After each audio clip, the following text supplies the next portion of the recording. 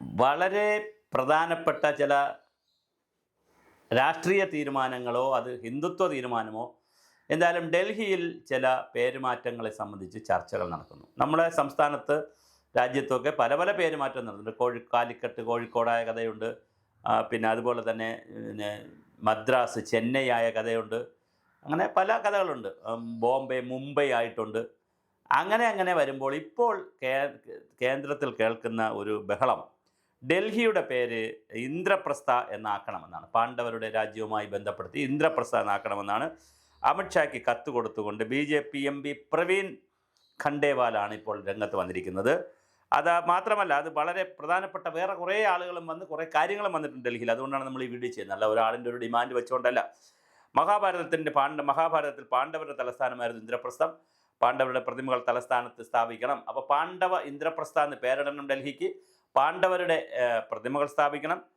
ഇതേ ആവശ്യം പറഞ്ഞുകൊണ്ട് 2 ആഴ്ച മുമ്പ് വിശ്വഹിന്ദു പരിഷത്തിൻ്റെ ഡൽഹി ബ്യൂറോ അല്ലെങ്കിൽ ഡൽഹി കമ്മിറ്റി സാംസ്കാരിക മന്ത്രി കപിൽ മിശ്രയ്ക്കും ഇതേ ആവശ്യം പറഞ്ഞുകൊണ്ട് കത്ത് കൊടുത്തു. ഇന്ദിരാഗാന്ധി ഇൻ്റർനാഷണൽ എയർപോർട്ടിൻ്റെ പേര് ഇന്ദ്രപ്രസ്ഥ ഇൻ്റർനാഷണൽ എയർപോർട്ട് എന്നാക്കണം. വിമാനത്താവളത്തിൻ്റെ പേര് അതുപോലെ ഇന്ദ്രപ്രസ്ഥ രാജ്യാന്തര Indraprastha railway station എന്നാക്കണം. ഷാജഹാൻബാദ് development board Indraprastha development board എന്നാക്കണം. അങ്ങനെ കുറേ ഡിമാൻഡുകൾ VHP വെച്ചിട്ടുണ്ട്. എവിടെയൊക്കെ മുസ്ലിം കടന്നുകയറ്റം സ്മാരകങ്ങളും ഉണ്ടോ അവിടെയൊക്കെ പാണ്ഡവരുടെ കാലത്തെ പ്രതിനിധീകരിക്കുന്ന സ്മാരകങ്ങൾ വേണം. അപ്പോൾ എന്നാണ് VHP ഡൽഹി മേഖലാ സെക്രട്ടറി സുരേന്ദ്രകുമാർ ഗുപ്ത അവരുടെ കത്തിൽ പറയുന്നത്. ഹേമചന്ദ്ര വിക്രമാദിത്യ രാജാവിൻ്റെ പേരിൽ വലിയൊരു സ്മാരകം വേണമെന്നും അവർ ആവശ്യപ്പെടുന്നുണ്ട്. ഡൽഹിയിൽ അദ്ദേഹത്തിൻ്റെ പേരിൽ സൈനിക സ്കൂൾ വേണമെന്നും ഗുപ്ത ആവശ്യപ്പെട്ടിട്ടുണ്ട്. ഡൽഹിയിലെ സ്കൂൾ കരിക്കുലത്തിൽ പാണ്ഡവ കാലഘട്ടം ഉൾപ്പെടുത്തണമെന്ന്. അപ്പോൾ പാണ്ഡവ കാലഘട്ടം ഉൾപ്പെടുത്തണം. ചുരുക്കത്തിൽ പാണ്ഡവരുടെ രാജ്യമായിരുന്നു ഭാരതമെന്നും ആ പാണ്ഡവരുടെ രാജ്യമായതുകൊണ്ട് തന്നെ പാണ്ഡവരുടെയുമായി ബന്ധപ്പെട്ട പേരുകൾ രാജ്യത്തല്ല. ഇപ്പോൾ ഉത്തർപ്രദേശിലൊക്കെ ഒരുപാട് സ്ഥലങ്ങളുടെ പേരുകൾ മുസ്ലിം പേരുകൾ മാറ്റിക്കഴിഞ്ഞു, ഒരുപാട് പേരുകൾ മാറ്റിക്കഴിഞ്ഞു. അപ്പോൾ അതുപോലെ ഇപ്പോൾ അത് പറയുമ്പോൾ ചില പ്രശ്നങ്ങളുണ്ട്. ഇപ്പോൾ ഇന്ദിരാഗാന്ധി ഇൻ്റർനാഷണൽ എയർപോർട്ടിൻ്റെ പേര് ഒരു പ്രധാനമന്ത്രിയുടെ പേരല്ലേ, അത് പിന്നെ അത് മാറ്റി ഇനിയിപ്പോൾ വേറൊരാളിൻ്റെ പേര് വെക്കണം, നരേന്ദ്രമോദി ഇൻ്റർനാഷണൽ എയർപോർട്ടെന്നോ അല്ലെങ്കിൽ മറ്റൊരു പേര് വെക്കണമെന്നോ അല്ലെങ്കിൽ അത് ഇന്ദ്രപ്രസ്ഥ എയർപോർട്ട് വെക്കണമെന്നൊക്കെ പറയുന്ന അങ്ങനെയുള്ള ബാലിശമായ കാര്യങ്ങളിലൂടെ അല്ല ഒരു രാഷ്ട്രം മുന്നോട്ട് പോകേണ്ടത്. ഒരു കാലം ഇപ്പോൾ സിലബസിലും ഇതേ പ്രശ്നമുണ്ട്.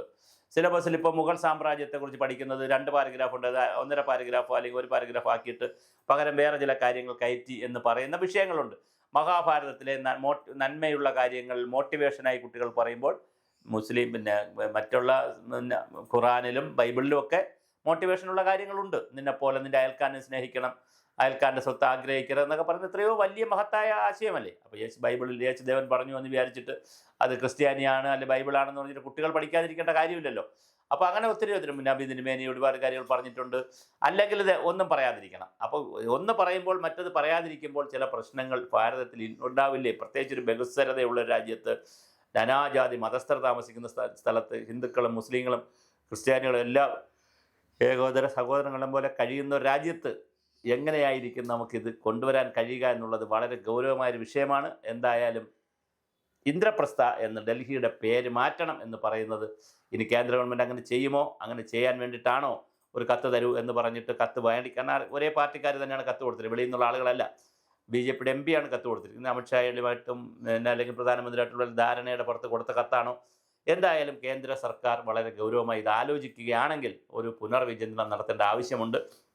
ഒരു പേര് റോഡിൻ്റെ പേര് ഒരാളുടെ പേരിലിട്ടിരിക്കണം, അത് കിടന്നോട്ടെ. പിന്നെ അതിപ്പോൾ വീണ്ടും മാറ്റി, ഇപ്പോൾ കേരളത്തിൽ പാകിസ്ഥാൻ മുക്ക് പിന്നെ മാറ്റിയാൽ കുഴപ്പമില്ല. വേറെ രാജ്യത്ത് ഇപ്പോൾ കൊല്ലത്ത് പാകിസ്ഥാൻ മുക്ക് മാറ്റി വേറൊരു പേരിട്ടു. പക്ഷേ പാകിസ്ഥാൻ മുക്ക് മാറ്റിയപ്പോൾ വീണ്ടും ഇപ്പോഴും കുറച്ച് ആളുകൾ അതിനെ പാകിസ്ഥാൻ മുക്കം തന്നെ എഴുതുന്നത്. അതിന് കുറേ കാലം എടുക്കുമായിരിക്കും മാറാൻ. പക്ഷേ അതൊക്കെ പാകിസ്ഥാനിൻ്റെ വേറെ രാജ്യമാണ്, നമ്മളുമായി ശത്രുതയിലുള്ള രാജ്യമാണ്, നമ്മുടെ ആളുകളെ കൊല്ലാൻ നടക്കുന്ന രാജ്യമാണ്. ഓക്കെ, അതൊരു ശത്രുത ഇരുന്നോട്ടെ. പക്ഷെ നമ്മുടെ രാജ്യത്തിനകത്ത് നിന്നുള്ള ഇൻവേഷൻ്റെ ചരിത്രമുണ്ട്. 2000 വർഷത്തെ ഇൻവേഷൻ്റെ ചരിത്രമുണ്ട്. 10-700 വർഷക്കാലത്തെ ബ്രിട്ടീഷുകാരുടെ ചരിത്രമുണ്ട്. പിന്നെ നമ്മുടെ മുസ്ലിങ്ങളുടെ ചരിത്രമുണ്ട്, ബ്രിട്ടീഷുകാരുടെ ചരിത്രമുണ്ട്. അതുപോലെ തന്നെ ഒരുപാട് ഇപ്പോൾ VJT hall, Thiruvananthapuram VJT hall എന്ന് പറയുന്ന വിക്ടോറിയ ജൂബിലി ടൗൺ ഹാളായിരുന്നു. അതിൻ്റെ പേര് അംബേദ്കർ അയ്യങ്കാളി ഹാളെന്നാക്കി മാറ്റി.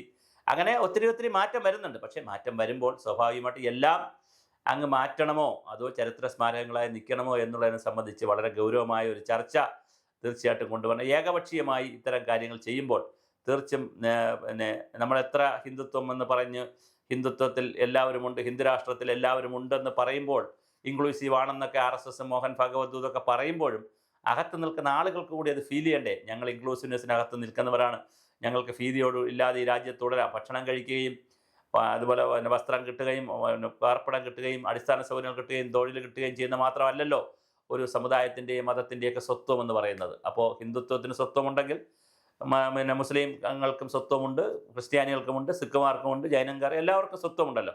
അപ്പോൾ അതൊരു ആത്മാഭിമാനത്തിൻ്റെ പ്രശ്നമാണ്. വെറും ഭക്ഷണവും ആഹാരവും അല്ല, ഭക്ഷണവും വസ്ത്രവും പാർപ്പിടവും മാത്രം കിട്ടുന്നതല്ലല്ലോ. അപ്പോൾ അത് സ്വാഭാവികമായിട്ട് അതുകൊണ്ട് ഇത് വളരെ ഗൗരവതരമായൊരു വിഷയമാണ്. ആ തരത്തിൽ തന്നെ കൈകാര്യം ചെയ്യേണ്ടതാണ്. എന്തായാലും ഡൽഹിയുടെ പേര് ഇന്ദ്രപ്രസ്ഥം എന്നാക്കുമോ, പാണ്ഡവപുരം ഇനി പാണ്ഡവപുരം എന്നാക്കുമോ, ഇൻ്റർനാഷണൽ എയർപോർട്ടിൻ്റെ പേര് മാറ്റുമോ, റെയിൽവേ സ്റ്റേഷൻ, ഇതൊക്കെയാണ് ഡിമാൻഡുകൾ. റെയിൽവേ സ്റ്റേഷൻ്റെ പേര് മാറ്റുമോ, അതുപോലെ തന്നെ പാണ്ഡവരുടെ പ്രതിമ ഡൽഹിയിൽ വയ്ക്കണമെന്ന് പറയുന്നു. ഇതിനിടയിൽ പിന്നെ സീതാദേവിയുടെ ഒരു പ്രതിമ ക്ഷേത്രം, സീതാദേവിക്ക് ബീഹാറിൽ വലിയ ക്ഷേത്രം പണിയുമെന്നാണ് അമിത്ഷാ കഴിഞ്ഞ ദിവസം പറഞ്ഞിരിക്കുന്നത്. പക്ഷേ അതിനകത്ത് ഞാൻ കാണുന്നൊരു കാര്യം, ഇപ്പോൾ സീതാദേവിക്ക് ക്ഷേത്രം പണിയില്ല എന്നുള്ളതിനേക്കാൾ എന്നെ ആകർഷിക്കുന്ന കാര്യം, ഇപ്പോൾ സർദാർ വല്ലഭായ് പട്ടേലിൻ്റെ സ്മാരകം അല്ലെങ്കിൽ അതിൻ്റെ പട്ടേലിൻ്റെ പ്രതിമ വെച്ചപ്പോൾ കോടിക്കണക്കിന് രൂപയുടെ വ്യവസായവും പിന്നെ തൊഴിലും പിന്നെ ടൂറിസമാണ് അവിടെ നടക്കുന്നത്. ഒരു സ്പിരിച്വൽ ടൂറിസം നടക്കട്ടെ. അതുപോലെ തന്നെ അയോധ്യ രാമക്ഷേത്രം പണിതപ്പോൾ അവിടെ വിമാനത്താവളം വന്നു, പിന്നെ അഡീഷണലായിട്ട് റെയിൽവേ സ്റ്റേഷൻ വന്നു, പുതിയ ട്രെയിനുകൾ വന്നു. വലിയ തോതിലാണ് അയോധ്യയുടെ എന്ന് പറയുന്ന സ്പിരിച്വൽ ടൂറിസത്തിലൂടെ ജനങ്ങൾ ജീവിക്കുന്നത്. അത് ജീവിച്ചോട്ടെ. അങ്ങനെ ബീഹാറിൽ പാവപ്പെട്ട ആളുകൾക്ക് ജീവിക്കാൻ പറ്റിയ ഒരു സീതാക്ഷേത്രം വന്ന് കോടിക്കണക്കിന് ആളുകൾക്ക് സമ്പന്നരായി ജീവിക്കാൻ പറ്റുവാണെങ്കിൽ അത് നടന്നോട്ടെ, അത് വിഷയമല്ല. പക്ഷെ ഞാൻ പറഞ്ഞത് അല്ലാതെ ചെയ്യുന്ന ഈ കാര്യങ്ങൾ രാജ്യത്ത് ചെയ്യുമ്പോൾ സ്വാഭാവികമായി ന്യൂനപക്ഷങ്ങളെ കൂടി വിശ്വാസത്തിലെടുത്തുകൊണ്ട് അല്ലെങ്കിൽ അവരുടെ കൂടി അവർക്ക് വേദന പറഞ്ഞുകൊണ്ട്, ഞങ്ങളിവിടെ ഹിന്ദു രാഷ്ട്രം വന്നതുകൊണ്ട് അല്ലെങ്കിൽ RSS വന്നതുകൊണ്ട് അല്ലെങ്കിൽ BJP വന്നതുകൊണ്ട് ഞങ്ങളുടെ സ്ഥലങ്ങളെല്ലാം അല്ലെങ്കിൽ പഴയ ചരിത്രവും സ്മാരകങ്ങളും എല്ലാം പൊളിച്ചു പണിയുന്നു. അതിവൈകാരികമായൊരു രാമക്ഷേത്രം തിരിച്ചു പിടിച്ചു, ശരിയാണ്. സോമനാഥ ക്ഷേത്രം തിരിച്ചു പിടിച്ചു, അതൊക്കെ ശരിയാണ്. പക്ഷേ ഇനി സകല സാധനങ്ങളും തിരിച്ചു പിടിക്കണം, അല്ലെങ്കിൽ അതെല്ലാം കുത്തിത്തോണ്ടി നോക്കി അതിൻ്റെയൊക്കെ അടിയിൽ പണ്ട് ഹിന്ദു ക്ഷേത്രം ഉണ്ടായിരുന്നു എന്നൊക്കെ നോക്കി അതെല്ലാം എടുക്കണമെന്നൊക്കെ പറയുന്നത് ഒരു ജനാധിപത്യ രാജ്യത്ത് അത്ര സുഖകരമല്ല. കഴിഞ്ഞു പോയല്ലോ, എല്ലാം കഴിഞ്ഞു പോയി, തലമുറകൾ എത്രയോ കഴിഞ്ഞു. അതുകൊണ്ട് ഇനി അങ്ങനെ തോണ്ടിപ്പറക്കി എടുക്കുന്നതിനേക്കാൾ നല്ലത് നിലവിലുള്ള പേരുകൾ ഇപ്പം ഡൽഹിയെ ന്യൂഡൽഹി ഓൾഡ് ഡൽഹിയുമാക്കി രണ്ടാക്കി മാറ്റി, പിന്നെ ന്യൂഡൽഹി ഇനി മാറിയിട്ട് ഇന്ദ്രപ്രസ്ഥം ആകണം എന്നാണ് പറയുന്നത്. ഏതെങ്കിലും സ്ഥാപനത്തിനോ ഹാളിനോ നഗറിനോ അല്ലെങ്കിൽ റോഡിനോ ഒക്കെ ഇന്ദ്രപ്രസ്ഥം എന്ന് പേരിടാം. പക്ഷേ ഈ സംവിധാനങ്ങളെ ആകെ മാറ്റി മറിക്കുന്ന, പിന്നെ ഒരു പ്രതിമ വയ്ക്കുന്നതൊക്കെ ആയിക്കോട്ടെ, പ്രതിമയൊക്കെ സന്തോഷമുള്ള കാര്യമാണ്. ആരുടെ പ്രതിമ വെച്ചാലും അത് പാർക്കായിട്ടൊക്കെ മാറ്റിയാൽ ആളുകൾ അവിടെ വരികയും ടിക്കറ്റൊക്കെ വെച്ചാൽ ആളുകൾ വന്ന് കാശ് കൊടുക്കുകയും ചെയ്ത് സർക്കാരിന് വരുമാനവും ടൂറിസം പോയിൻ്റ് ഫുൾ വരുമാനവും കിട്ടും. അതൊക്കെ നല്ല കാര്യം. പക്ഷേ അല്ലാതെ ഈ പേരുകൾ ഇങ്ങനെ ഏകപക്ഷീയമായി മാറ്റുകയും അതൊരു വിഭാഗത്തിന് മനോവധി ഉണ്ടാക്കുകയും ചെയ്യുന്നത് സ്വാഭാവികമായ ഒരു ബഹുസ്വര രാജ്യമായ ഭാരതത്തിൽ എത്ര കണ്ട് ഗുണകരമായിരിക്കുമെന്ന് എല്ലാ ഭാഗത്തു നിന്നും ചർച്ച ഉണ്ടാകേണ്ടതാണ്.